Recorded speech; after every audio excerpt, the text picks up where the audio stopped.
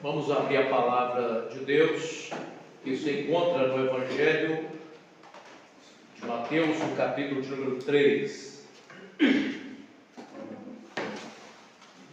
Mateus, capítulo 3.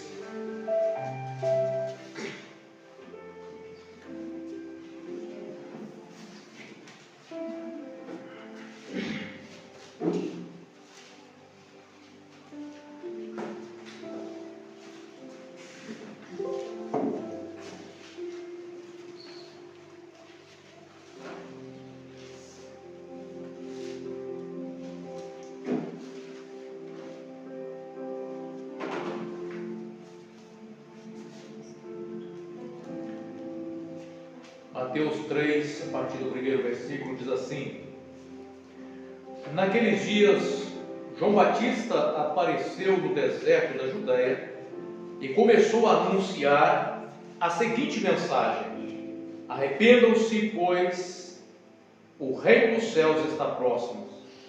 O profeta Isaías se referia a João quando disse: Ele é uma voz que clama no deserto: Preparem o caminho para a vinda do Senhor, abram as estradas para ele.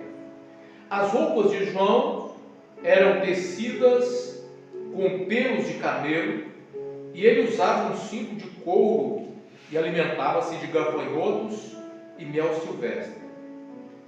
Gente de Jerusalém, de toda a Judéia, de todo o vale do Jordão, ia até ele.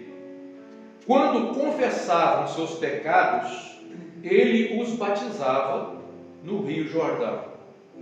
Mas quando João viu que muitos fariseus e saduceus vinham ao lugar de batismo, ele os repreendeu abertamente.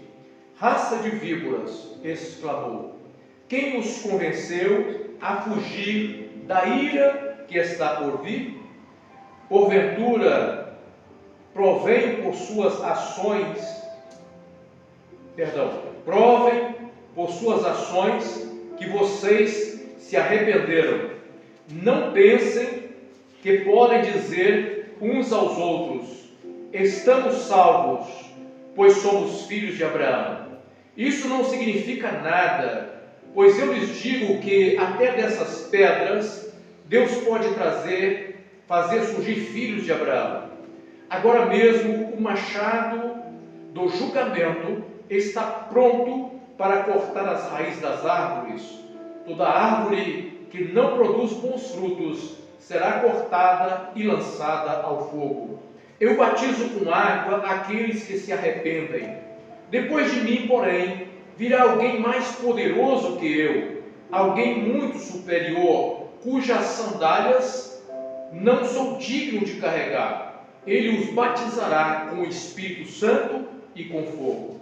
Ele já tem na mão a pá, e com ela separará a palha do trigo, e limpará a área onde os cereais são debulhados.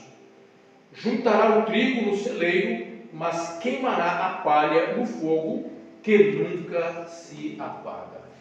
Querido Deus, fale conosco por meio da mensagem, que o Teu Espírito possa revelar ao nosso coração aquilo que por meio dessas palavras o Senhor quer falar, não somente aos nossos corações aqui, mas a tantos quantos tiverem acesso a essa mensagem.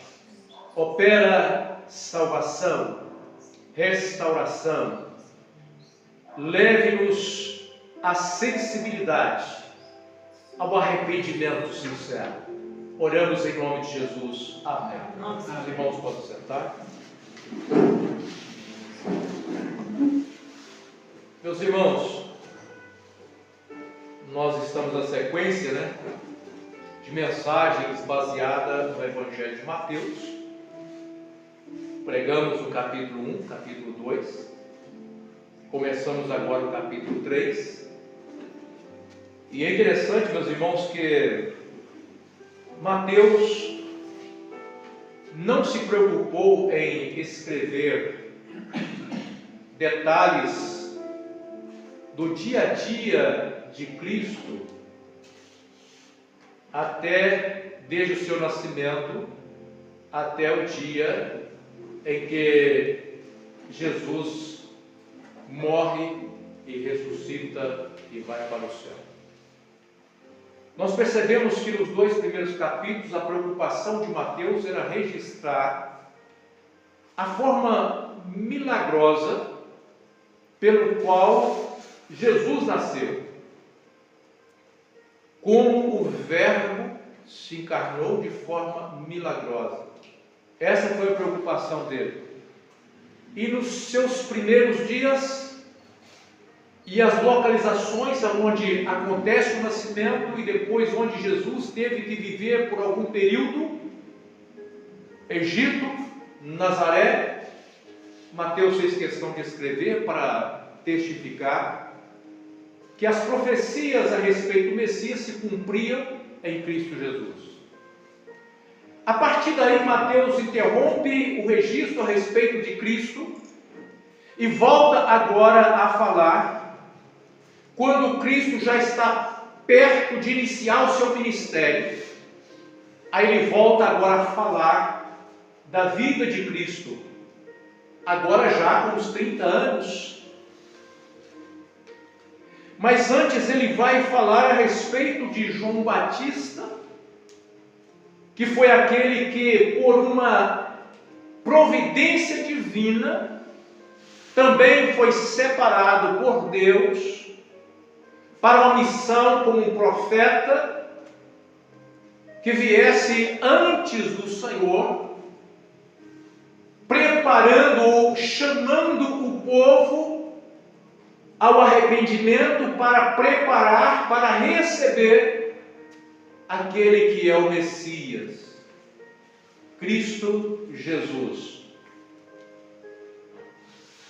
Alguns estudiosos dizem que João Batista também iniciou o seu ministério aos 30 anos, e foi um ministério muito curto, mas ao mesmo tempo muito próspero. Isso nos mostra como o Senhor faz as coisas acontecerem. Quando Ele quer fazer, Ele não depende de tempo, Ele não depende de nada que às vezes ao nosso entendimento seria necessário, porque Ele é Deus, Ele faz acontecer como Ele quer que aconteça. Mateus escreve a respeito de João Batista, dizendo que João Batista, ele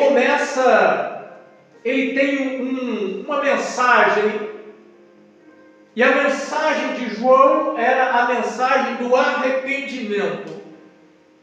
E ele dizia abertamente: arrependam-se, pois o reino dos céus está próximo. Essa era a mensagem de João. E a mensagem do arrependimento é uma mensagem extremamente importante, não somente naqueles dias, mas em todas as épocas. Onde existir o pecador, faz-se necessário a mensagem do chamado ao arrependimento, sem a qual o homem jamais alcançará a salvação. Portanto, a mensagem do arrependimento é a mensagem que inicia, que dá início à vida cristã. Os passos de um cristão verdadeiro iniciou-se com seu arrependimento. E a sua jornada cristã seguiu-se com frutos que demonstram o arrependimento sincero. O quão sincero foi o seu primeiro passo. O quão sincero foi o seu primeiro ato. Então, o arrependimento é uma mensagem extremamente importante, sem a qual homem nenhum chegará a ser salvo, sem experimentar o verdadeiro arrependimento. Mateus diz que João é aquele que o profeta Isaías teria proclamado na sua profecia, falando daquele que era a voz que clama no deserto, chamando os homens a se prepararem para a vinda do Senhor. O que nós podemos agora, meus irmãos, pensar é que a semelhança da mensagem do arrependimento nos dias de João para receber o Messias na sua primeira vinda, também se faz necessário nesses últimos dias para preparar um povo agora para a segunda vinda do Messias. A menos que o homem experimente um arrependimento sincero, ele não estará preparado para receber o Messias. Ou melhor, ele não estará preparado para o arrebatamento.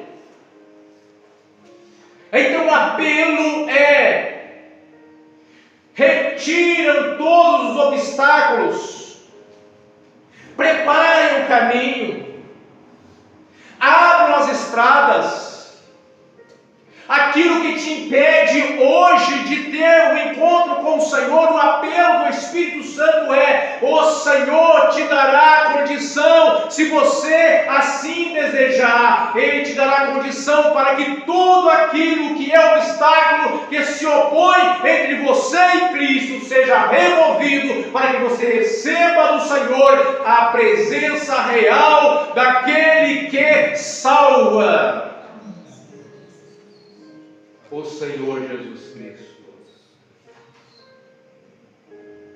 Mas chama a atenção, meus irmãos, a forma como o profeta João Batista se vestia nos seus dias.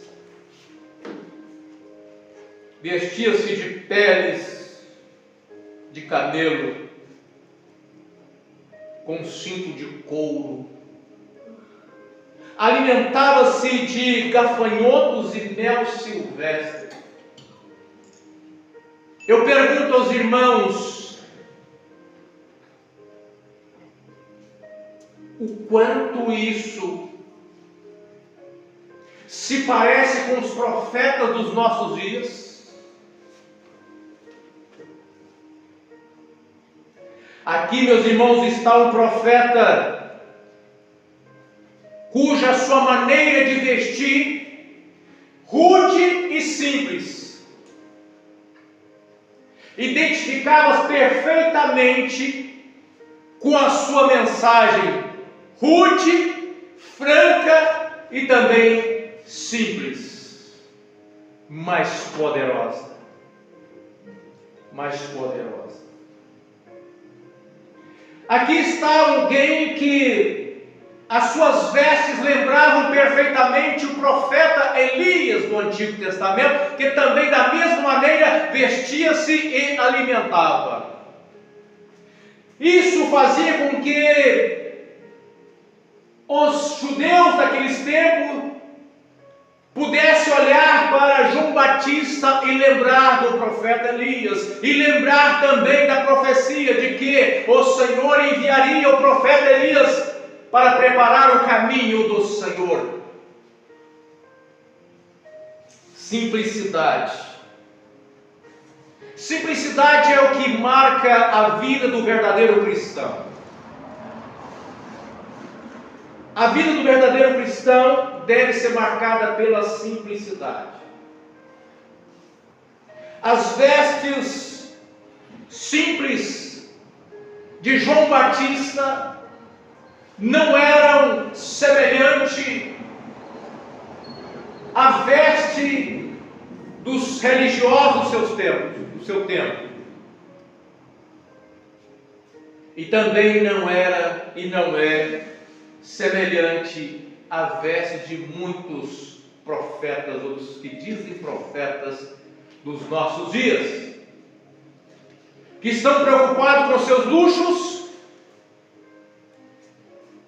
com o esplendor das suas vestes, em demonstrar, exibir os anéis dos seus cursos, em profetizar nas redes sociais e deixar o Pix para engordar a sua conta bancária, para manter o seu luxo, a sua vida luxuosa, o seu carro novo. Não, João Batista não era esse tipo de profeta. E o verdadeiro evangelho não está pregando esse tipo de atitude, mas chama o homem a uma vida simples, comprometida com a verdade, ainda que a verdade soe como palavras duras aos ouvidos daqueles que ouvem, como soou a palavra que saiu da boca de João Batista quando ele olha para os religiosos do seu tempo, aproximando, quando muitas pessoas ali estavam se arrependendo e por causa disso estavam sendo batizadas nas águas. Muitos religiosos se aproximaram de João. Chama a atenção é que João tem um discernimento naquele momento, e ele olha para aqueles religiosos que se aproximavam, e ele então chama a atenção daqueles homens. Quando ele viu muitos fariseus e saduceus, ele diz assim: raça de víboras. Que coragem! Que coragem! João seria cancelado se fosse nos nossos dias por essa palavra. Mas quando ele disse assim, raça de víboras, é provável que João estivesse pensando exatamente na condição espiritual daqueles líderes que se apresentavam como aqueles que deveriam guiar o povo no caminho da verdade, mas que na verdade estava desviando o povo do caminho da verdade. A semelhança também de muitos dos nossos dias, que têm lançado seus venenos, a semelhança das víboras, lançando os venenos das suas heresias, das suas mentiras, das suas falsas profecias, para desviar o povo do caminho da verdade. Mas a palavra de João para eles era mais ou menos essa: não pense que vocês vão sair ilesos no dia do julgamento. Não pensem que vocês podem fazer as coisas que vocês estão fazendo, iludindo as pessoas, enganando as pessoas, que vocês vão sair ilesos no dia da ira. Enganam-se. Quem os convenceu a fugir da ira que está por vir? E aí João faz um apelo Provem por suas ações que vocês se arrependeram. Provem por suas ações que vocês se arrependeram. Porque se vocês não provarem por suas ações que de fato aconteceu um arrependimento sincero, vocês estarão perdidos no dia do juízo. Era mais ou menos isso que João Batista estava pronunciando para aqueles religiosos.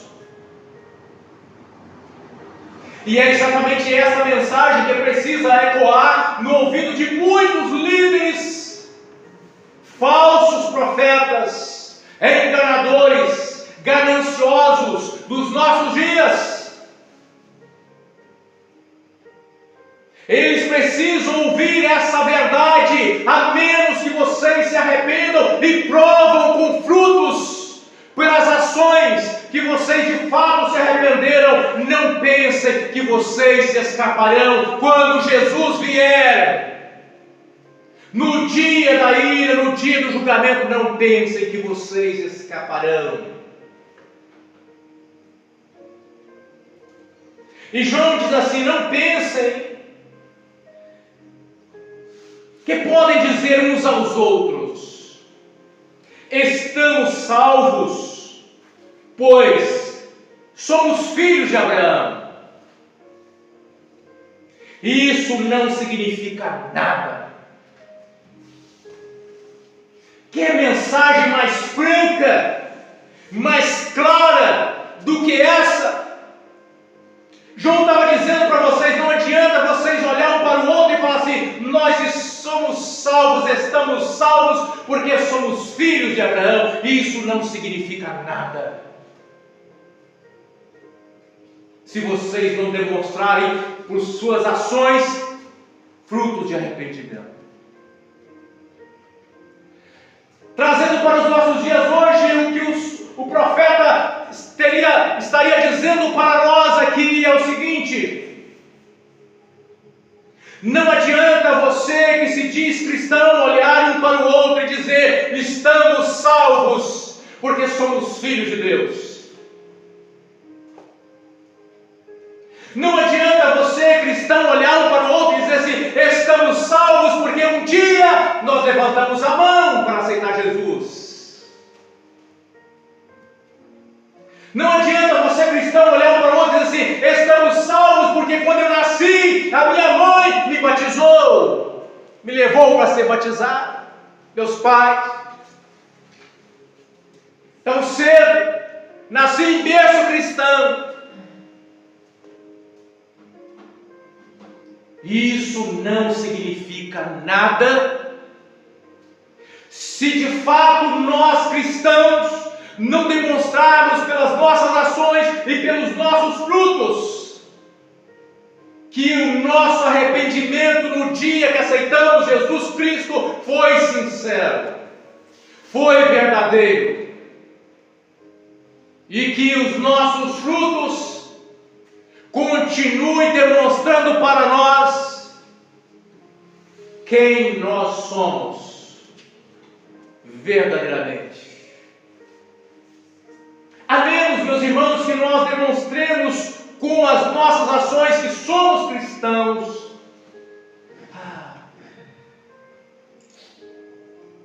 no dia será triste para muitos. E eu não estou aqui dizendo que nós somos salvos pelas obras, porque isso é uma heresia. Somos salvos pela graça de Deus, mas se a graça de Deus que agiu na minha vida e na sua vida não está nos levando, ou nós não estamos respondendo a essa graça de maneira tal a evidenciarmos o fruto do Espírito em nós e nas nossas ações, não adianta nada dizer que somos cristãos.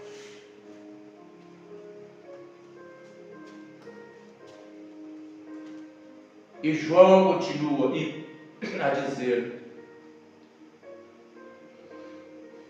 agora mesmo o machado do julgamento está pronto para cortar as raízes das árvores Toda árvore que não produz bons frutos será cortada e lançada no fogo.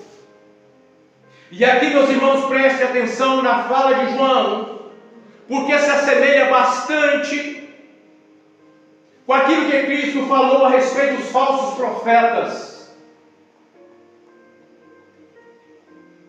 E ele disse e ensinou aos seus discípulos e ensina a nós, por intermédio da palavra, a identificarmos os falsos profetas pelos seus frutos.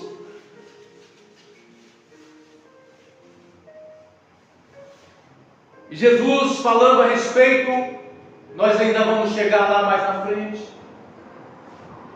Ele vai dizer que pelos frutos nós conhecemos a árvore. E pelos frutos nós conhecemos o verdadeiro profeta, o verdadeiro cristão, melhor dizendo.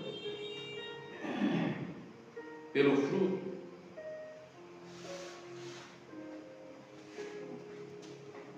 O machado do julgamento está posto. Toda árvore que não produz bons frutos será cortada e lançada no fogo. E naquele dia diz Jesus que muitos dirão ao Senhor: Senhor, Senhor, em teu nome nós profetizamos. Em teu nome nós fizemos maravilhas. Em teu nome nós expulsamos os demônios. E Jesus disse: naquele dia vos direi abertamente: apartai-vos de mim, nunca vos conheci, vós que praticais a iniquidade. Ou seja, vocês fizeram tudo isso, mas não demonstraram fruto de arrependimento, não tinha fruto na vida de vocês, porque vocês permaneceram na prática da iniquidade, sendo dominado pelo pecado. O dia chegará, e o dia chegará para todos. Antes de começarmos o culto, estávamos conversando com o irmão, comentando sobre o que ele passou em frente a um lugar cheio de tantas pessoas se embriagando.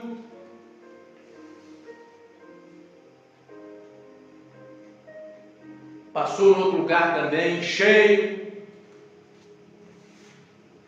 Mas aonde está falando do Senhor Jesus, muitas das vezes está vazio. Está vazio. Mas o dia chegará, irmãos, e aquele dia será um dia difícil para muitos.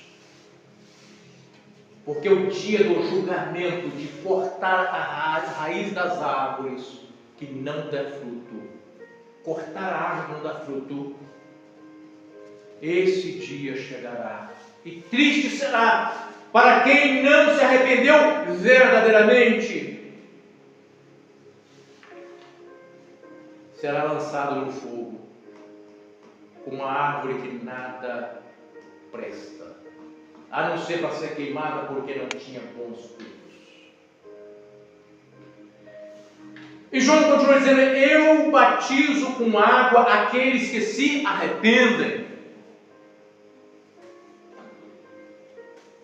Depois de mim, porém, virá alguém mais poderoso que eu, muito superior, cujas sandálias não sou digno de carregar. Ele os batizará com o Espírito Santo e com fogo. Vamos entender aqui o que João estava falando para aquela multidão. No meio daquela multidão tinha pessoas que verdadeiramente se convertiam, se arrependiam e eram batizados nas águas. E o máximo que João, como ministro, podia fazer ali por aquelas pessoas era afundar aquelas pessoas nas águas de forma simbólica. Isso era o máximo. Aliás, é o máximo que qualquer ministro pode fazer com outro ser humano, é levar até as águas do batismo e mergulhar a pessoa, ou se algumas pessoas que usam aspergir água sobre aquelas pessoas, o que o ministro humano pode fazer no máximo é isso. Mas quem de fato vê o interior? Quem de fato conhece o que verdadeiramente se arrependeu? Somente aquele que sonda os corações, que é mais poderoso do que qualquer ministro humano, e que era mais poderoso do que João, o Senhor Jesus Cristo, Ele virá, Ele é mais poderoso do que eu, enquanto eu batizo vocês com água, como sinal visível, externo, daquilo que deve acontecer no interior de vocês. Ele é aquele que age no interior, enquanto eu derramo água, enquanto eu batizo vocês das águas, Ele é aquele que vos batiza com o Espírito Santo. Glória a Deus. Ele é aquele que é capaz de fazer uma operação sobrenatural no interior de vocês, para além das águas do batismo, do rio, da água que é aspergida. Para além disso, Ele é capaz de levar até vocês as águas que foram profetizadas pelos profetas. Aspergirei água sobre vocês e vocês ficarão limpos, purificados. Falando do Espírito Santo que seria derramado sobre aqueles que iriam crer no Senhor Jesus. Mas ali naquela multidão não tinha só pessoas que se arrependiam verdadeiramente, tinham pessoas que, à semelhança daqueles religiosos, eram pessoas que não se arrependiam de forma genuína, cujo coração permanecia endurecido para com a verdade. E para esses só resta o batismo, quando o Senhor Jesus vier, que é o batismo do fogo do juízo. É por isso que João vai dizer assim: Ele já tem na mão a pá, Ele já tem na mão a pá, e com ela separará a palha do trigo, e limpará a área onde os cereais são debulhados, juntará o trigo no celeiro, mas queimará a palha no fogo. Veja bem que João usa a palavra fogo 3 vezes.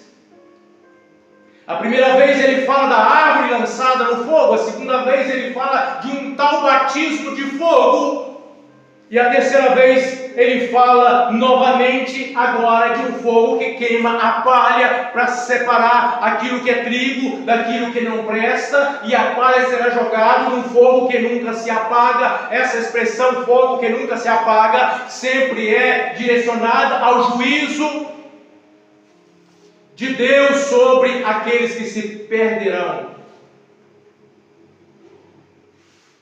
Então, meus irmãos, ao homem hoje é dada a oportunidade de se arrepender sinceramente e demonstrar isso com frutos e com ações que demonstrem verdadeiramente que de fato é uma nova criatura, ou aguardar o dia do juízo. E não se iludem. O fato de alguém ter o seu nome no rol de membro de uma comunidade, de uma igreja, porque o líder aspergiu água na sua cabeça um dia, ou porque, quem sabe, derramou ou te mergulhou numa água, isso não garante a sua salvação. Então comece a buscar e demonstrar pelas suas ações que de fato você é filho de Deus, eu sou filho de Deus, nós somos filhos de Deus. Não pense de forma errada como muitos pensam, que todos são filhos de Deus e Deus é amor, e esse é Deus que é amor, não vai punir ninguém, não vai condenar ninguém. Ah, meus irmãos, fujam dessa mensagem. Fujam dessa mensagem que não é capaz de confrontar a nossa realidade.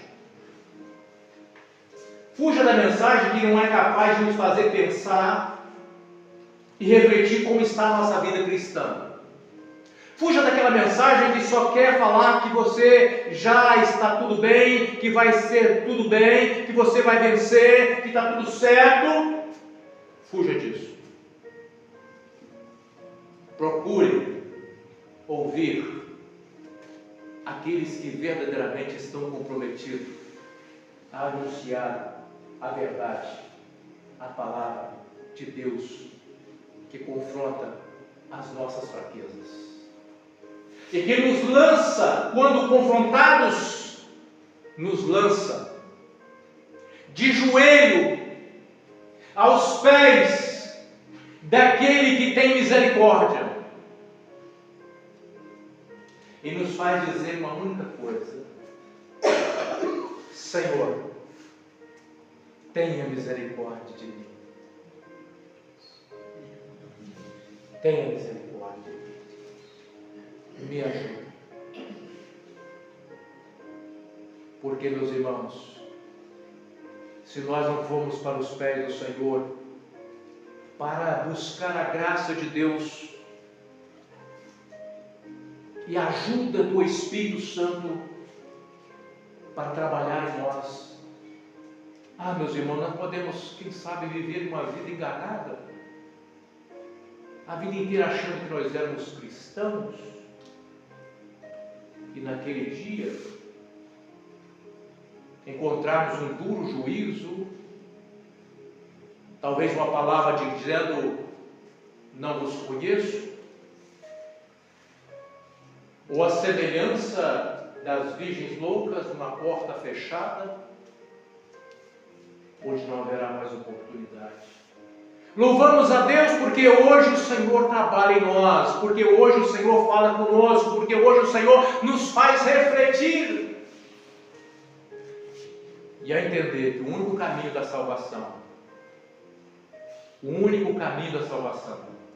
começa com um arrependimento sincero e continua com frutos de arrependimento.